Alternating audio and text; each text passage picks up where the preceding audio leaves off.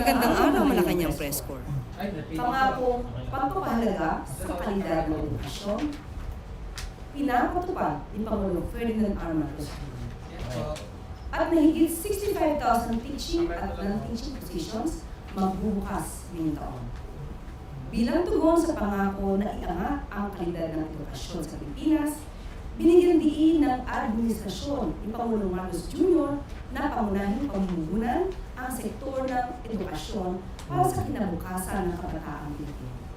Sa ilalim ng 2026 National Budget na nilagdaan noong Lunes ni Pangulong Marcos Jr., sektor ng edukasyon ang nakakuha ng pinakamalaking budget na umaabot sa mahigit 1.34 trillion pesos. Ito na ang pinakamalaking education budget sa kasaysayan ng Pilipinas. At sa kauna-unahang pagkakataon, naabot ng Pilipinas ang UNESCO benchmark na 4-6% ng GDP para sa edukasyon at 15 hanggang 20% ng kabuuang gastusin ng pamahalaan para sa nasabing sektor. Ibig sabihin, tinutupad ni Pangulong Marcos Jr. ang pangakong paunlarin ang kalidad ng edukasyon sa bansa at aktwal na ginagawa ng pamahalaan na gawing prioridad ang kapakanan ng mga mag-aaral. Alinsunod ito sa international standards. Maliban dito, inaasahan din magbubukas ng aabot sa 65,184 bagong teaching at non-teaching positions ang pamahalaan ngayong taon. Ito ay dahil sa 15.4 billion pesos na budget na inilaan ng administrasyon ni Pangulong Marcos Jr. para sa paglikha ng mga bagong posisyon sa larangan ng edukasyon. Ang hakbang na ito ng administrasyon ni Pangulong Marcos Jr. ay sa gisag ng pagsulong ng Pangulo sa kinabukasan ng kabataang Pilipino at para gawing dekalidad ang edukasyon sa bansa. Rolling. 17.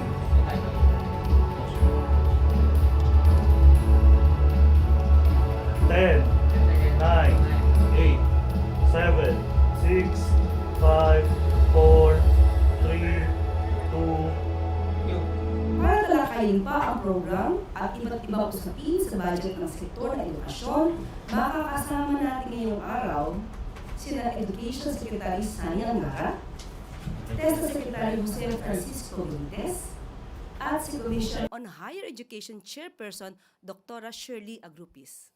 Magandang umaga po, Secretary Sangara at Bintes, at magandang umaga po, Chairperson Agrupis. Good afternoon po, Yusek Claire sa Malacanang Press Corps. Magandang hapon po. Magandang hapon.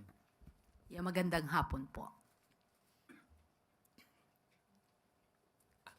Magandang hapon po sa ating lahat, sa ating kay Chair Agrupis, Secretary Kiko. Nagpapasalamat po tayo kay Pangulong Bongbong sa napakagandang resulta dito sa General Appropriations Act or 2026 budget. Makasaysayan tulad ng sinabi ni Yusek Claire, not just because it's so big at 30% increase ito over last year. So ito yung pinakamalaking increase na nakita ko sa aking panahon sa politika at bukod sa pinakamalaking budget at first time na pumasok po tayo sa UNESCO Global Standard na sinabing between 4 to 6% dapat ang gastusin ng relative to GDP or Gross Domestic Product o dun sa laki ng ekonomiya ng isang bansa, kailangan gumastos siya ng at least 4% para umunlad ng husto. Pero unprecedented din ho siya in respect to spending on very important programs. Kung babalikan po natin sa 2022, ang budget ng feeding program was only 3 billion. For 2026, it's going to be over 25 billion. Dito po sa aral program, unprecedented din po yung spending. Ito yung para humabol po tayo dahil lumalabas na nahuli na ang ating mga bata sa reading and math. So hahabol ho tayo. For the first time, binigyan po tayo ng 9 billion. So lahat po ng tutors, lahat po ng eskwelahan, meron na tayong tutor under the aral program. Andyan din po yung sa classrooms. Kung dati ang salapi na binigay po ng Kongreso ay sufficient for about 5,000 to 6,000 classrooms, ang budget ngayon ay for 24,000 classrooms na po. So nagpapasalamat po tayo sa di lamang sa Pangulo pero sa liderato din po at miyembro ng dalawang kamara sa Senado at saka sa Kongreso. Yung personnel din po, nabanggit din po ni Yusek Claire. Unprecedented, not only the hiring, we'll be hiring, at ito continuous over the last few years. Kaya yung nababakante, yung shortages natin sa teachers, medyo nasasagot na po natin. Yung promotion, yung tinatawag na ECP or Expanded Career Progression, nakapag-promote po tayo ng 16,000 teachers. Ito yung rason kung bakit umaalis ang ating mga teachers dahil sa pakiramdam po nila, hindi sila na-appreciate ng pamahalaan, hindi sila na-promote ng gusto. Halos isang dekada, hindi na-promote, hindi tumataas ang sweldo. Pero dito sa binigay na budget, kaya nga unprecedented din po in terms of promotions kasi makakapag-promote tayo ng over 100,000 with the budget given by Congress this year. So yun lang po, bigay ko na po sa ibang ahensya po. Thank you. Yeah, magandang hapon po sa inyong lahat. Tulad ng sinabi ng aking partner sa Trifocal Education System, si Secretary Angara at saka si Secretary Benitez, we are really very grateful kasi lahat po ng pangako ng ating Pangulo sa SONA 2025 ay na-realize na. At marami talagang pasalamat kami sa kanya kasi ngayon lang po namin nakita. Ako po ay nandun sa higher education for the last 20 years pero ngayon ko lang nakita kung gaano kapursigido ang ating Pangulo sa pagpapatupad ng mga nakalaan sa ating UNIFAS law. For the Commission on Higher Education, talaga pong nakaka-inspire ang pagtaas ng aming budget from 33 billion ng NEP ay nag-increase ng 40.11%. That is amounting to 47 billion pesos. And out of this 47 billion, 40 billion is dedicated to implement the UNIFAS law. That includes the free higher education, free tuition fee for all students enrolling in state-funded university, local university and colleges, and assistance to students who are going to enroll in private universities na wala pong na ipatayo na government-funded state university and colleges doon. On top of that, may mga tertiary education subsidy. So nagagalak po ako na lahat po ng ongoing na enrolled ng state-funded university at mga tertiary education subsidy na kulang noong NEP ay nabigyan na po. Tumaas na din po ang funding ng MSRS, yung mga medical students natin. Kasi sa ngayon, we have 26 College of Medicine and our target, ang target ng Pangulo ay lahat ng region ay may College of Medicine para atendahan ang kalusugan ng ating kapwa Pilipino. Tumaas po siya. So both institutional and expansion of scholarship. Sa mga nag-aaral na nakalista sa listahanan or the 4Ps, na-assure na rin po ang kanilang pagtupad ng kanilang pangarap. And ang special mention dito ay ang bagong scholarship na mai-implement ngayon. Nagkaroon po ng 20,000 slot na sinasabi kong AAA scholarship because the EDCOM 2 report is alarmingly declaring na may mga sectors sa ating workforce na hindi na i-enroll. Why? Because kulang po ng scholarship funding. So, ang ating Pangulo, sabi niya, kailangan natin punuin ang mga sectors na mahirap punuin. So saan mang gagaling yung mga, so nagkaroon kami ngayon ng bagong scholarship. We call it Bagong Pilipinas Merit Scholarship Program. We have 20,000 slot of this who are encouraged, students who are encouraged to enroll in the priority program kahit private or state-funded, meron na po silang pag-asang matupad ang kanilang mga ambisyon at makatulong sa pagbuo ng bagong Pilipinas. So ito po lahat ay katuparan sa mga pangako ng ating Pangulo sa kanyang binitiwang promise during the SONA. And sa CHED, we already have a very clear direction, the 7-point agenda achieved, which we will implement in 2026. So marami pong salamat in partnership with the Secretary of the Department of Education and the TESDA. We are now working hard to really functionalize the trifocal education system in the Philippines so that wala pong mahuhuli. We will be providing a seamless pathway So lahat at any point in their educational journey, wala pong maiiwan. Marami pong salamat. Magandang hapon ho sa inyong lahat. Sa amin naman pong bahagi, no, baka mas maigi, iklian ko na lang kasi alam ko mas marami kayong mga itatanong siguro sa amin. Magpapasalamat na rin ho ako dahil ang budget po ng TESDA para sa 2026 ay ang pinakamalaking budget po ng TESDA, no, sa amin din pong kasaysayan. We have 19 billion pesos in terms of scholarship funds for the first time, no. Kasali na ho dyan ang aming ongoing efforts on training child development workers nationwide. Ongoing po ang aming training for 9,000 child development workers with an additional 9,000 in Dagaa as promised by the Office of the President as part of the mitigation, no, of stunting in the country. Ito ho ay isa ring recommendation ng EDCOM. Kasali na rin ho dyan ang aming rollout ng Enterprise-Based Education and Training ng Pilipinas na nilagdaan ho ng Pangulo a year or so ago na ina-implement umpisahan sa 2025. Humigit na po ng 400 or 420 thereabouts registered EBET programs in the second half of 2025, and we are hoping to be able to target almost 100,000 EBET learners, no, in the 2026. Nagdagdag din po ng pondo ang ating mahal na Pangulo sa EBET program sa pamamagitan po ng ating tulong trabaho sa scholarship program for those particularly not in education, employment or training, as well as upskilling for those already employed as part of EBET. Ang huli ko na lang siguro sasabihin sa ngayon, no, bago magbukas ng mga katanungan sa ating mga friends from the media, is meron ho tayong 500 million din na nilagay sa GAA para po sa aming tinatawag na micro-credentials. This is designed particularly for the near hires. Sa Pangulo rin ho nang galing itong funding na ito, but also for mitigating AI disruption in our labor workforce.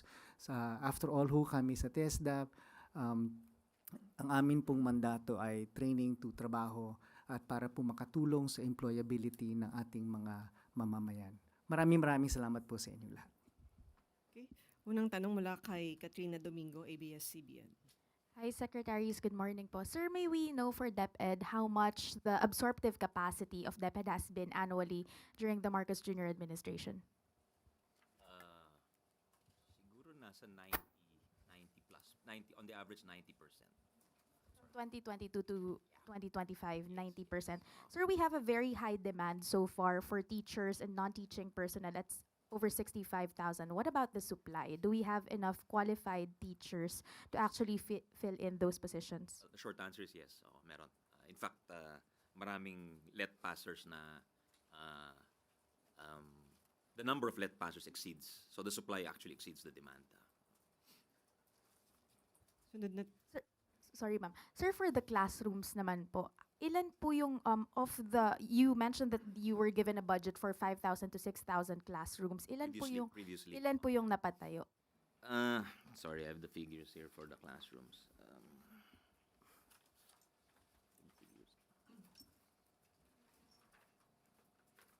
For 2022, 8,900. Round off ko na lang 2023, 2,900. 2024, 3,500. 2025, 4,700. But clarify ko lang, kasi there's ito yung nag-budget from different years. These are just the completed classrooms in those years. Sir, in 2025, you fell short by about 2,000 classrooms. How confident is the DepEd in terms of actually utilizing the entire budget, the bigger budget that is allocated this year for the construction of classrooms, considering that there have been several projects flagged as ghost or substandard for classrooms? Well, kami, kaya binago natin yung sistema. Nakita natin nagdi-decline yung efficiency ng construction agencies. So we, for the first time, we're moving beyond hindi lang DPWH ang pwedeng gumawa ng classrooms. Kasi dati merong provision sa yearly budget or GAA na limited to DPWH ang construction. So ngayon, meron tayong flexibility provision na aside from DPWH, even DepEd, even local government units. So what we're looking forward to is working with various local government units. And the majority of the projected 20,000 plus classrooms will be built by our local government units, so, or bidded out by our local government units. Sunod na tanong mula kay Julie Baiza, 1PH. Hi, Sec. Hello. Finlag po ng COA yung inclusion ng Go students sa senior high school voucher program. Ang sabi, this may result to misallocation of public funds. Ano po yung naging tugon or ginagawa ngayon ng DepEd para maiwasan po yun? We nag-file kami ng cases several months ago actually. We have 7 pending cases and I think isang dosena pa yung under investigation na malapit nang i-file actually.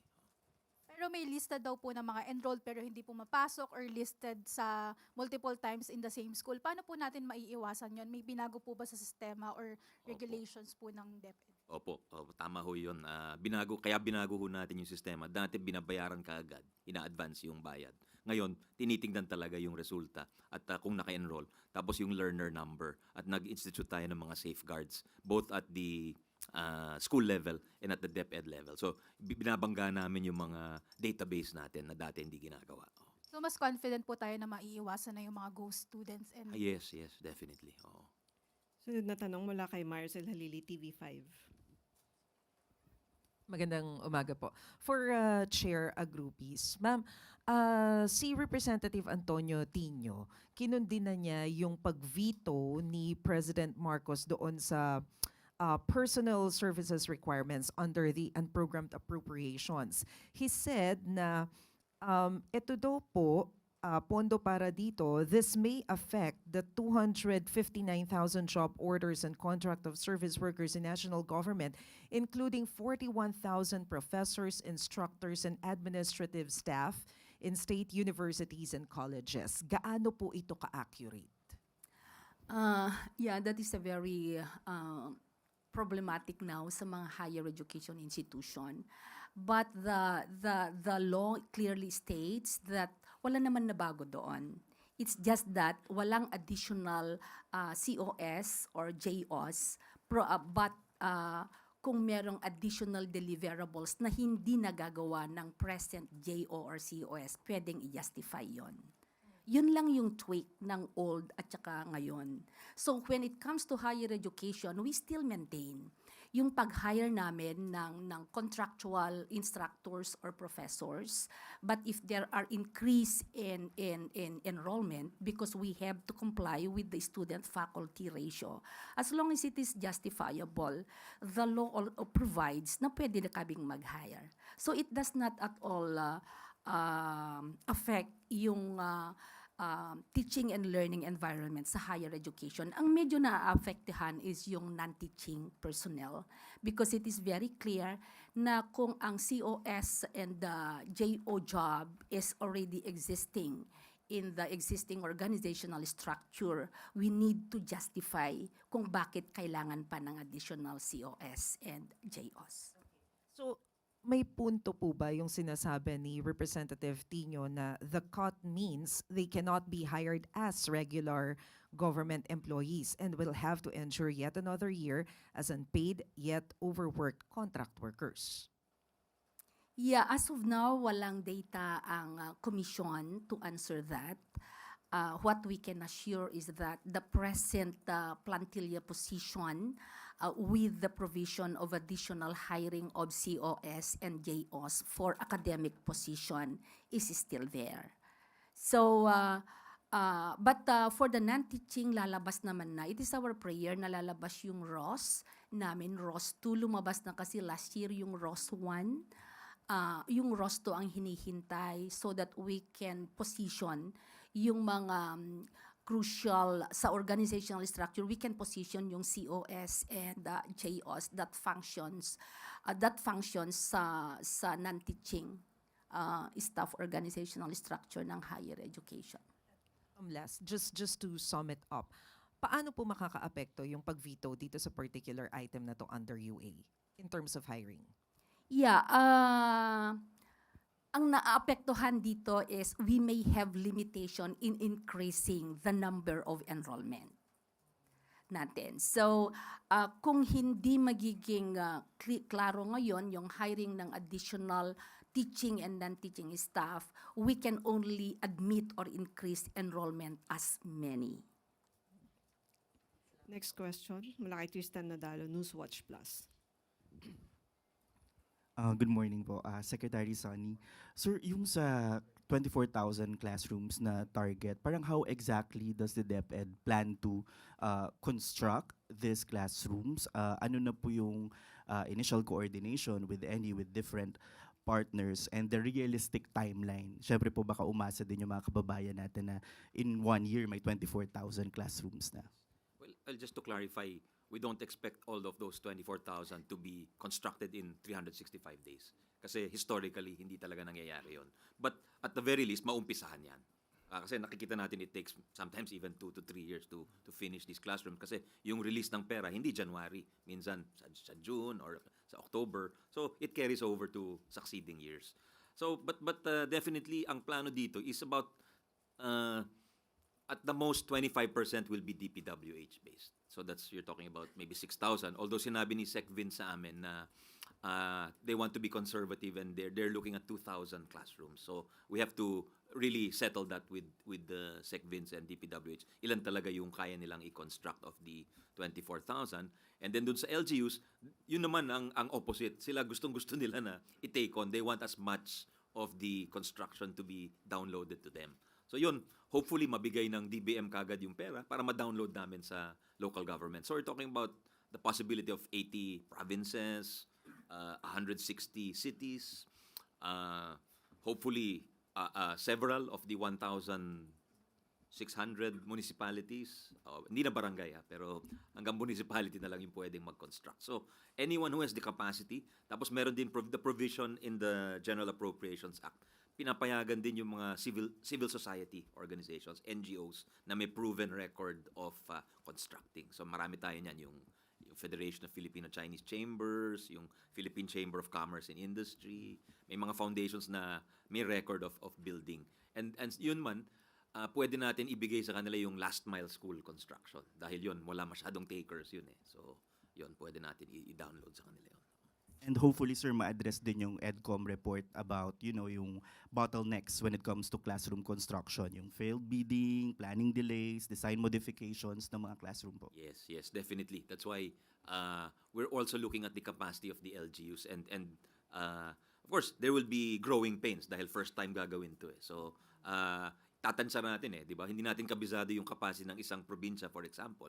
Baka nag-overestimate si Gov, di ba? So those things, we expect there'll be some bumps along the road, but definitely this will be way more efficient. Mas maging episyente ito sa dating sistema. And last na lang po, process on equity and access, Sec Sonny, because syempre yung mga geographically isolated areas, parang how can they benefit dito sa mga classroom constructions na to, o yung mga overcrowded, kasi baka may concern na concentrated lang in one region yung pagko-construct ng That's a great question. Meron tayong program for last mile schools. So there's over 1 billion just for the last mile schools. So yun talaga para dun sa kanila yon. So hindi sila maka-crowd out ng mga urban areas where the need is greatest. Next question mula kay Alvin Baltasar, Radyo Pilipinas. Secretary, good morning po. Morning po. Sir, just going back doon sa 65,100 new teaching and non-teaching vacancies ba? Clarification lang, puro plantilla position po ba ito? Opo. And magkano po ba ang entry level ng public school teachers natin? Nasa nasa mga 31,000 a month, and then with all the bonuses, annually aabot na ng kalahating milyon. So that's about salary grade what? 11 po, 11. Thank you, Sec. Salamat po. Ivan Mayrina, GMA 7. Kay Secretary Benitez, sinabi niyo po pinakamalaki ang 19 billion na budget in the history of the agency. May estimate ho kaya kayo how much will this impact unemployment? Kasi sinasabi ninyo, you train people para maging mas employable. With this much budget, how many more Filipinos are you going to help get employed with new skills? We are, of course, targeting somewhere between 600 and 650,000 learners for next year. No? Depending po yan kasi sa average ng cost of training. So, depende rin po sa ating mga kababayan kung anong kanilang pangangailangan. If it is a near hire or an upskilling para po makapaghanap ng mas magandang trabaho, mas mura po ang training costs nila. If it is going to be a training that has to be longer term, then it costs a little bit more. The second variable siguro that needs to be taken into account is whether or not these are higher level skills specific for digital services or digital transitions, where again the training cost increases, right? So the good news about the enterprise-based education and training is, of course, our employability rates range from around 85% to 95% of those that get trained in those sectors within industry itself. So we are hoping that the catalyzing factor of the EBET TTSP funding that comes from the GAA will steamroll, lalaki at lalaki. Beyond po sa ating actual scholarship funds na ibinigay sa atin ng GAA, meron po kasing incentives na binibigay ang gobyerno para po dun sa mga industriya na mag-i-EBET, mag-enterprise-based education and training. So meron pong tax incentives na binibigay ang DOF para dito, at meron din ho tayong mga tinatawag na Adopt a School program. Kagaya po ng sinabi ni Chair Shirley, ang tatluhong ahensya ngayon ay nag-uusap kung saan nagko-coordinate ho kami. Meron ho tayong Adopt a School Council na ang chair po ay si Secretary Angara, no? That DepEd takes the lead. This is a PPP model once again. So the straight, simple answer is we are targeting around 600 to 650,000 learners for 2026 from the 19 billion funding. Depending on the demand and the uptake of Filipinos, that can go up to almost 700,000. The the TVET ecosystem generally enrolls around 1.6 million Filipinos annually. So what we are trying to do through all of these is to leverage government funds to increase the number of Filipinos that can in fact avail and benefit from the system, particularly through incentives such as EBET incentives in taxes or in Adopt a School processes, but also direct them to modalities where employability is the highest, no? So yun ho ang pinaka madaling sagot siguro sa tanong ninyo. Isang tanong mula kay Katrina Domingo. Saxony pahabol po. The Philippines got low PISA scores in recent years, and yet the PISA will soon be upgraded into PISA Male. How do you intend to utilize your highest budget ever to ensure that Filipinos can score high, not just in PISA, but also in PISA Male? PISA Male, Media and Artificial Intelligence AI, Literacy. may Yes, AI sir. na siya, yeah. Well, we put up an AI center, no? Tapos kasama natin yung MIT or yung Massachusetts Institute of Technology na fina-finalize yung AI curriculum ng Philippines. Tapos yung PISA kasi very different kasi yung paraan natin ng pagturo eh. Nandun tayo sa memorization at saka sa hindi integrated yung subject matter natin. Hindi problem solving ang exams natin. So what we're doing is we're trying to transform the way we teach at saka yung way we test also to approximate real world problems at saka to incorporate kasi yung PISA very nagte-take into account ng current events eh. So kung climate change ang favorite topic of the day, maggagawa sila ng questions on climate change. So dapat medyo timely din yung pagturo natin ng mga current events, etc. Dapat naka-incorporate din po yun sa curriculum to make sure na updated po ang ating mga estudyante. At of course, it reflects on us how we perform in these international assessments. At ang gusto ni Pangulong Bongbong, we really improve. And I think, hopefully, lalabas yan in a few months. No? Hopefully, we will have improvement. Sir, how much will the Philippines spend for this AI center with MIT? And ano po yung timeline as for the rollout and the delivery? Yung AI center, actually, that's budgeted 100 million under but that's just to fund the operations of the AI center. Yung tulong ng MIT libre yon actually. Inoffer nila yon to us to review our curriculum. So wala tayong binayad sa kanila. Mga first quarter, it will be completed by first quarter or early second quarter. Sunod na tanong mula kay Eden Santos, Net 25.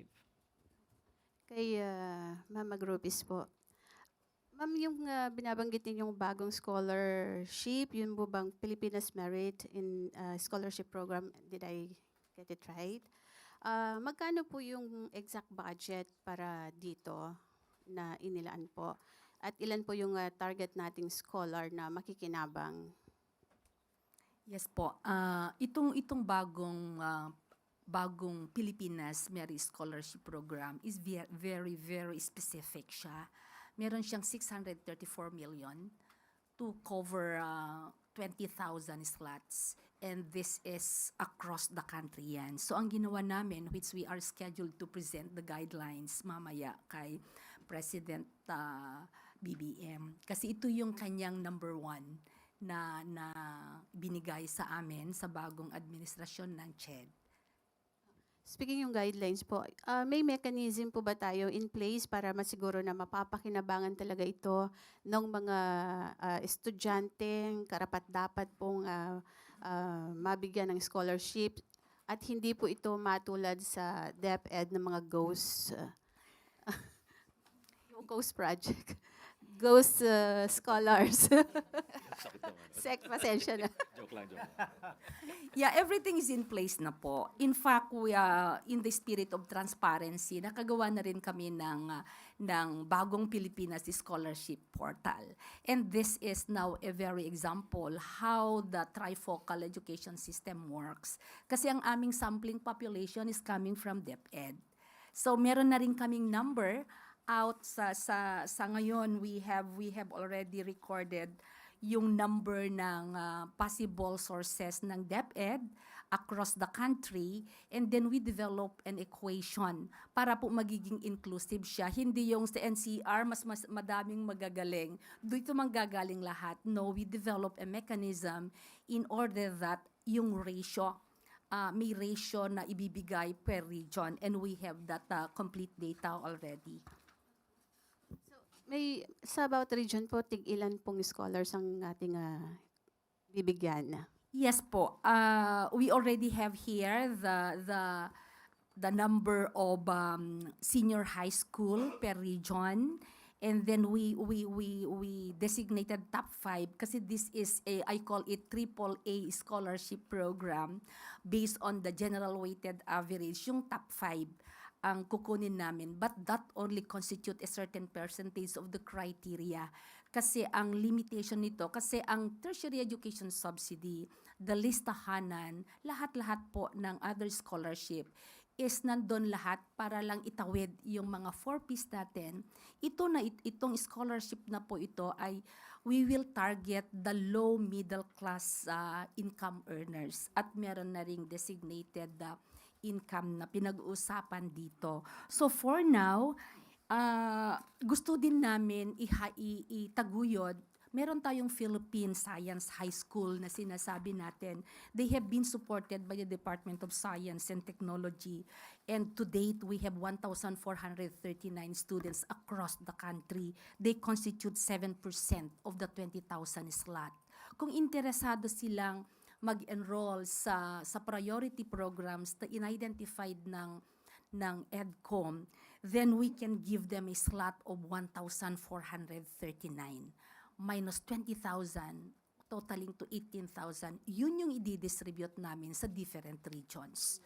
So ang pag-select ng aming slot is per region po. For example, in Region 1, taga-Region 1 ako, but it is computed based on the formula that we develop.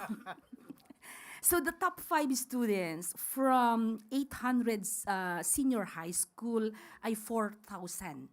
So with the formula that we developed, they only given a 6.43 slots of the 18,000 remaining slots. So mga 1,193 ang ibibigay namin. And it follows. The formula is implemented across the region. In NCR, for example, 995 ang identified. This is the data from DepEd. So dito pumapasok yung aming pagsasamahan ngayon. Kung may kamali, sila yung hahabulin niya. 996 senior high school, and then may 217,000 total grade students. Pero top 5 ay nagkakaroon lang ng 4,980. Using the formula, 8% lang ang kukunin namin from the sampling population of 4,980, totaling to 1,485. So, hindi naman po sa lahat ng region ang kukunin ay 1,400 plus. Depende po kung ilan yung estudyante nila doon. This depends on the sampling population of the top 5. So, ano po ito ba? Cash na scholarship, ma'am? Or yung bata bibigyan lang din na kagaya ng GL sa mga may sakit? Paano po yun? Yeah, since this is merit-based, at nakatipende ito sa priority program ng gobyerno, so cash-based talaga siya. And we allotted stipend kung within the province siya, within the NCR or outside NCR. The most important point to highlight here is that kung ang bata ay talagang magaling at gusto niyang mag-enroll sa isang priority program na nandun sa De La Salle Ateneo, merong corresponding amount na ibibigay sa kanya.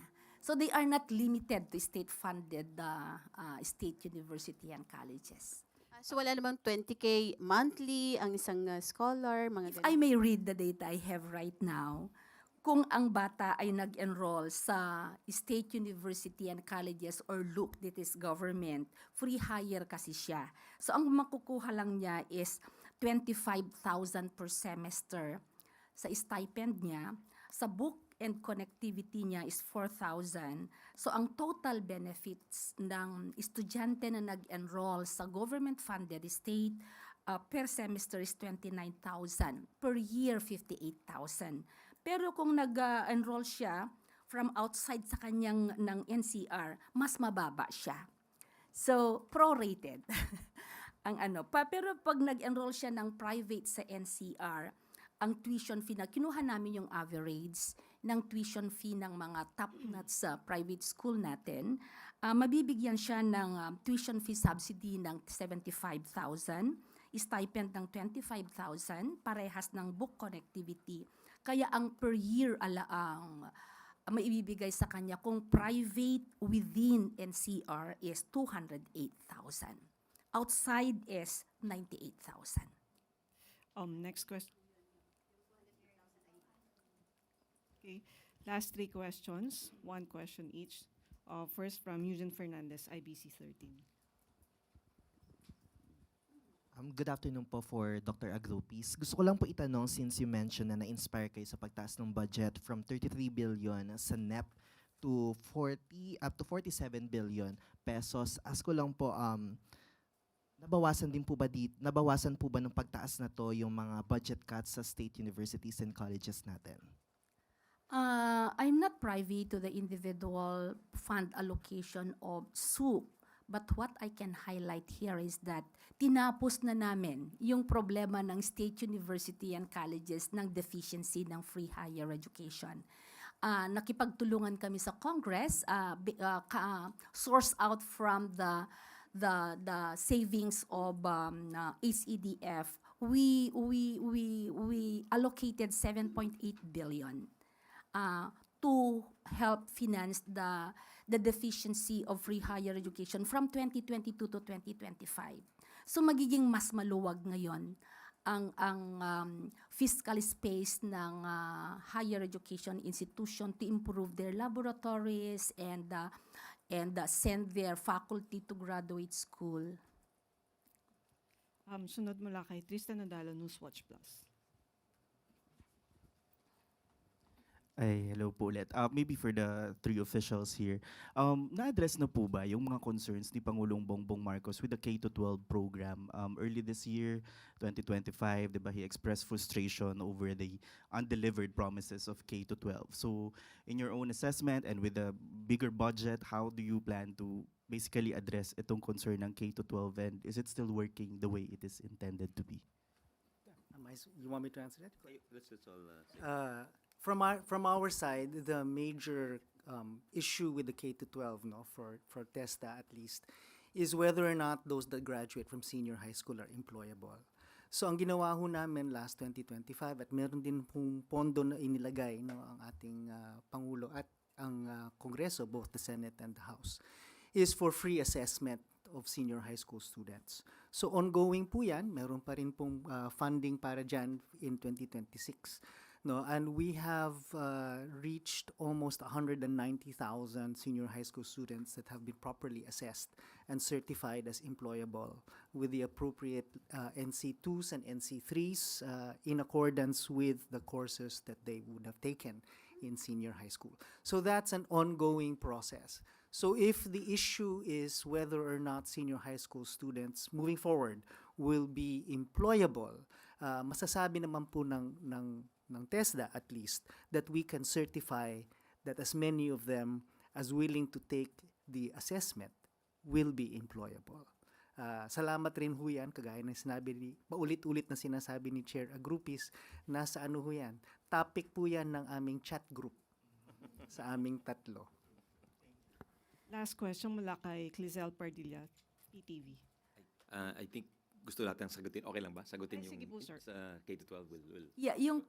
Thank you so much. Yung K-12 is one agenda na tinatalakay namin sa first MANCOM. For the information of everyone, for the first time, meron na kaming joint MANCOM meeting with DepEd, TESDA, and higher education para nag-align kami. Yung concern ng K-12, we share this with TESDA and DepEd. Ang napaka-challenging is sa higher education institution because we are governed by the provision of the UNIFAS law, the free higher education. So ang kinokontrol lang namin ngayon is dapat meron sanang standard entrance examination to determine whether your student ay pupunta sa gusto niyang pupuntahan. Ang challenge namin dito sa K-12 is yung readiness ng estudyante na pupunta sa pinili niyang kurso. So ang immediate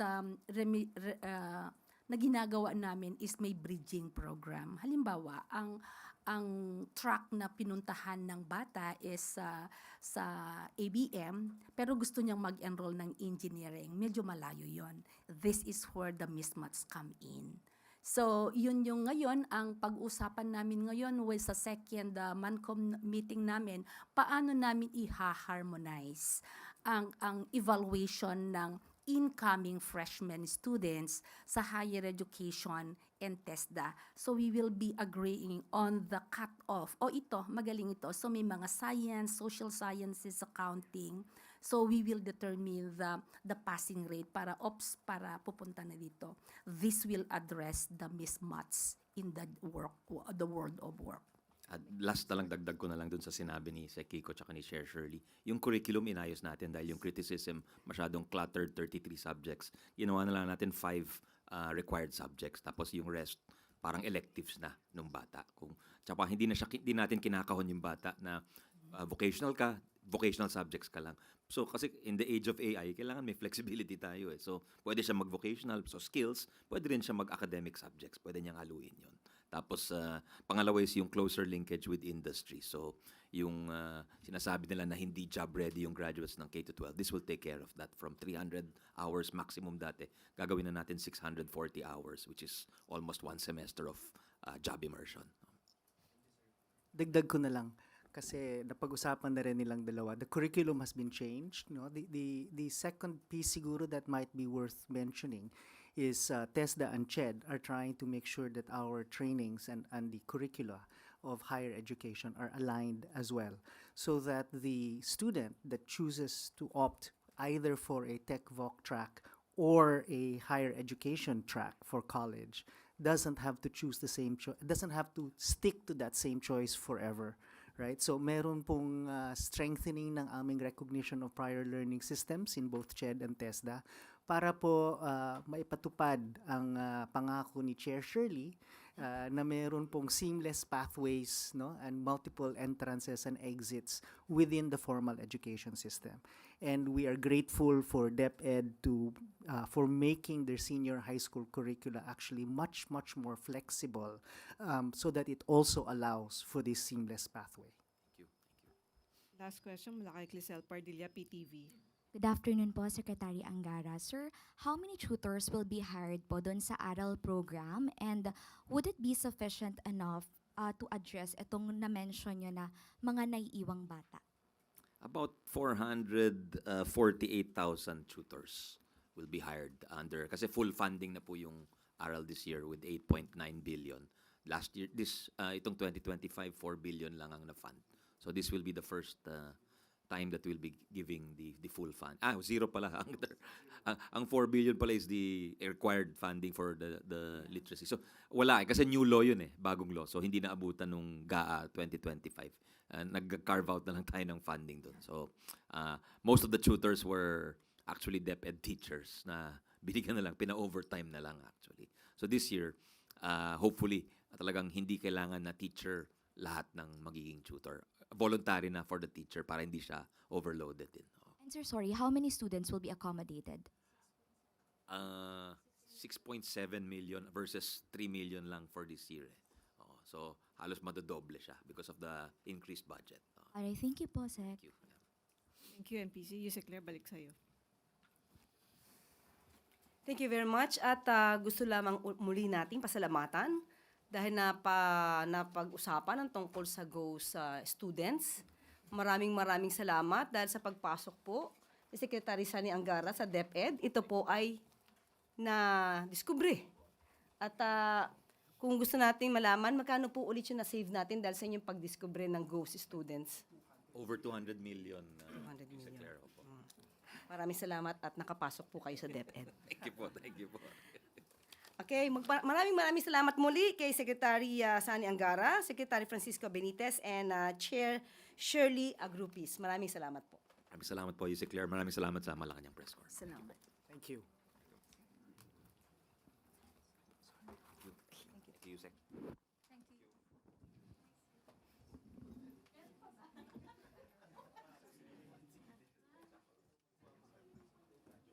Thank you po. At tandaan po akong tumugon sa inyong mga katanungan. Unang tanong mula kay Tristan Nadalo, Newswatch Plus. Good afternoon, Yusek. Si Congressman Edgar Erice, sinabi niya po that he's preparing to question the 2026 budget before the Supreme Court. Pinag-aaralan na raw po nila, particularly on the existence pa rin ng unprogrammed appropriations. Kahit binawasan po, even si Congressman Laila De Lima, she's not satisfied with the move to just slash kasi para po sa kanila unconstitutional daw po itong unprogrammed appropriations. May karapatan po sila na dumulog sa Korte Suprema at tanungin kung unconstitutional ang parte na to ng 2026 national budget. So, tignan naman po natin, of course, kapag po sila nag-file ng petition, sasagot naman po ang administrasyon at tignan na naman po natin kung ano magiging resulta at magiging desisyon ng Korte Suprema. But sa ginawa pong pagre-review, pag-aaral ng Malacanang, is it confident that it can withstand legal scrutiny or even constitutionality concerns yung 2026 budget? Opo. Confident po sila na ang ginawa po ngayon na budget ay ang pinakamalinis, pinakamaayos, at ito'y para sa taumbayan. So, confident po ang Pangulo. Sunod na tanong mula kay Left Narciso, DZRH.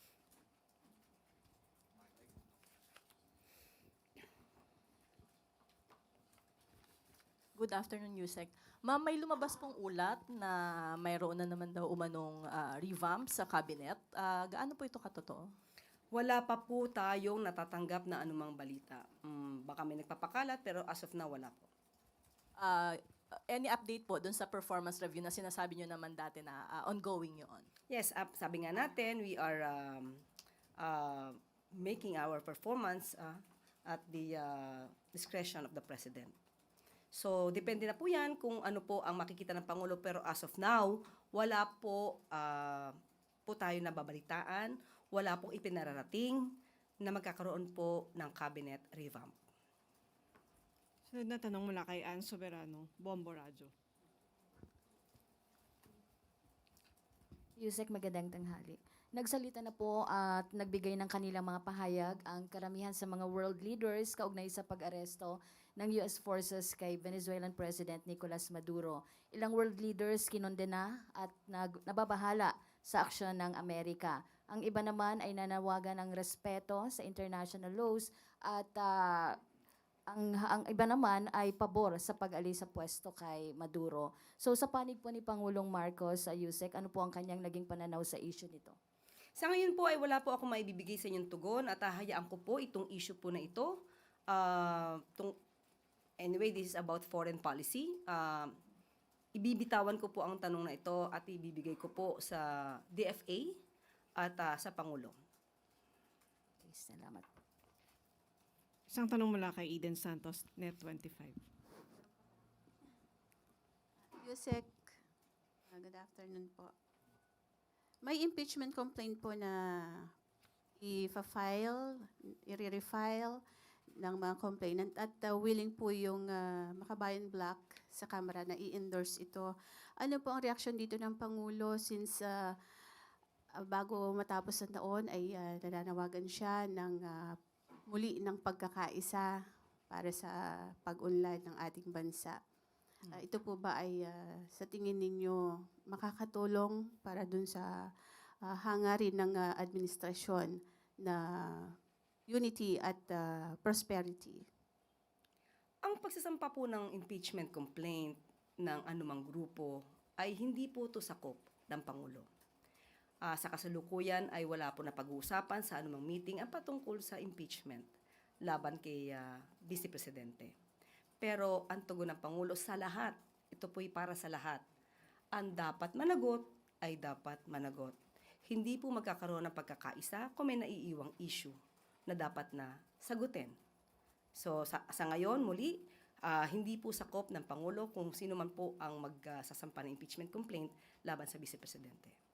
Pero wala po ba siyang power na kausapin yung sa Kamara para naman maiwasan na ulit yung kagaya ng nangyari since parang yung impeachment against BP Sara last year, 2025, parang it's a failure impeachment. Failure impeachment. On our part, we cannot say that it's a failure impeachment. There's still an ongoing pending case before the Supreme Court. Well, anyway, muli sasabihin natin, ano man ang mangyari po tungkol sa impeachment, yan naman po ay nasa jurisdiction po ng Kongreso at kung sino man po ang magsasampa ng kaso na yan, ay hindi po makikialam ang Pangulo. But muli, ulit-ulitin natin, ang Pangulo po, ang nais po niya, managot. Ang dapat na managot. Ivan Mayrina, GMA7. Yusek, during the holidays, hindi po tayo nakapag-briefing. So I think this is a good time to raise this question dahil nasa isip pa po siguro ng mga kababayan natin. Early December, nagbitaw po ang Pangulo ng statement very confidently na may mga mananagot at mga walang Merry Christmas sa mga kurakot. Lumipas po ang Pasko, ang nakakulong si Sara Diskaya. Ano ho ang tugon ng Pangulo dito na hindi ho yata nangyari yung kanyang ipinangako, may mga walang Merry Christmas? Ang binanggit po ng Pangulo doon sa kanyang report ay sa mga taong nabanggit niya, marami ang hindi magiging merry ang Christmas. Wala naman siyang binanggit kung sino ang pangalan. Pero tandaan natin, sa higit na 4 na buwan, may mga nakulong, May mga warrants of arrest na na-issue. May mga nagtago. Mayroong nakikipag-usap at nagsisettle at ibinibigay, rather restitution. Isinusole ang karamihan sa kanilang mga kickbacks na hindi naganap. Never nangyari sa anumang administrasyon. Sa administrasyon lang po ni Pangulong Marcos nangyayari ang mga ito. Pag sabi po niya na mayroong mga taong hindi magiging merry ang Christmas, yung mga nakulong po, definitely, hindi naging merry ang Christmas. Pero hindi pa naman po natatapos ito. Kung meron pang inaabangan ng mga tao, meron din pong inaabangan ng Pangulo. Hinintay din po ang Pangulo ang mabilisang resolusyon na magbumula sa Ombudsman at sa DOJ. Kung lahat ng maaaring sangkot ay matibay ang ebidensya, at yun naman ang gusto ng Pangulo, due process ay inoobserba, hindi pa po natatapos ang termino ng Pangulo. Marami pa po ang mangyayari at magaganap. Let Narciso, DZRH. Yusek, pahabol lang. Yung ICI po, isa na lang ang miyembro ngayon. Mag-appoint pa ba si Presidente ng mga bago members or tapos na yung kanilang trabaho? Sa ngayon ay wala pa po tayong, hindi po tayo nabibigyan ng update kung magkakaroon po ng replacement. At sa kasalukuyan po ay nagtatrabaho pa rin po ang mga nasa ICI. At nandyan din po ang Ombudsman na nangako na magpapatuloy po sila at na nandyan po rin po pa rin ang enthusiasm na pabilisin ang pag-iimbestiga sa mga nasampahan na ng kaso. So, hindi naman po titigil. Kahit po sabihin natin na isa na lang ang miyembro ng ICI, nandiyan pa rin naman ang executive director, patuloy pa rin po ang pag-iimbestiga. So, hindi po titigil sa pag-iimbestiga. Salamat, MPC. Balik sa iyo, Claire. Good news! Ito po ay para sa ating mga kapwa motorista mula kay Pangulong Marcos ang good news na ito. Upang pagaanin ang pamumuhay ng ating mga kababayan na gumagamit ng kanilang motorsiklo sa paghahanap buhay, libre na po ang registration ng mga custom-made top box at saddle bag na nakakabit sa kanilang mga sasakyan. Ayon sa Department of Transportation, sa pangunguna ni Acting Secretary Giovanni Lopez, tinanggal na ng Land Transportation Office ang 100 pesos registration fee sa bawat custom-made top box at saddle bag na ikinakabit sa mga motorsiklo. Pero nais pa rin ng Pangulo na masiguro ang seguridad at kaligtasan ng mga riders. Kaya naman nilinaw ni LTO Chief Assistant Secretary Marcos Lacanilao na bagamat libre ang registration fee sa pagkakabit ng mga top box at saddle bag, kinakailangan pa rin itong irehistro sa ahensya upang masiguro ang kanilang kaligtasan sa kalsada. Malaking katipirin ito sa mga rider na pangunahing gamit ang motorsiklo sa kanilang hanap buhay. Naaayon din ito sa 7-point policy agenda ng LTO na nakatutok sa pagtanggal ng mga hindi kinakailangang bayarin at pagpapagaan ng pasaning pinansyal ng mga motorcycle riders.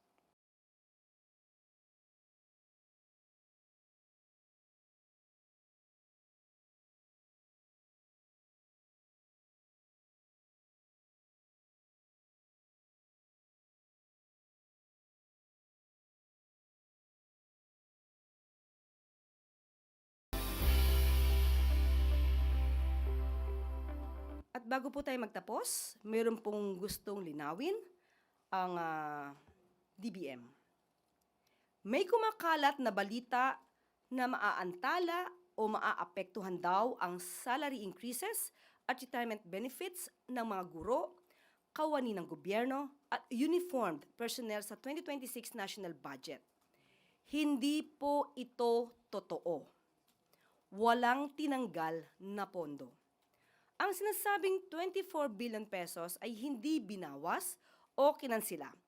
Inilipat lang ito sa tamang ahensya para sa mga diretso or mas diretso, mas mabilis at mas malinaw na paglabas ng benepisyo, lalo na para sa subsistence allowance ng uniformed personnel.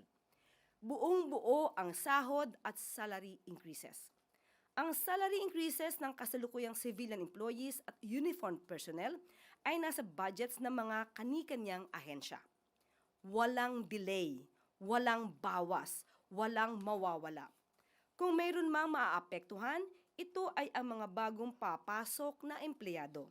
Pero, depende pa rin sa pabilis na pag-fill ng bakanting posisyon ng mga ahensya. May nakahandang pondo ang pamahalaan para tugunan ito. Hindi apektado ang pensyon ng uniformed personnel. Mananatiling buo ang pensyon. Ang mga bagong magre-retire sa optional retirement ay dadaan pa rin sa umiiral na proseso. Sa madaling sabi, walang binawas na benepisyo, inayos lang ang paglalagay ng pondo para mas maayos ang implementasyon.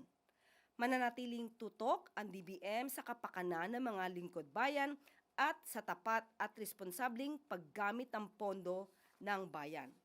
Kung may kulang at kailangan talagang i-hire na additional personnel, may nakahanda po tayong pondo sa Miscellaneous and Personnel Benefits Fund sa ating Fiscal Year 2026 GAA. Kung kailangan naman ng karagdagang pondo para sa mga uniformed personnel na sumasailalim sa optional retirement, meron po tayong nakaantabay na Pension and Gratuity Fund sa GAA. Kung ang mga ito po ay magkulang, mayroon pa rin tayong contingent fund na maaaring matakbuhan. Huwag po tayong magpalinlang, ikalat natin ang katotohanan. At dito na po nagtatapos ang ating press briefing. Magandang araw para sa bagong Pilipinas.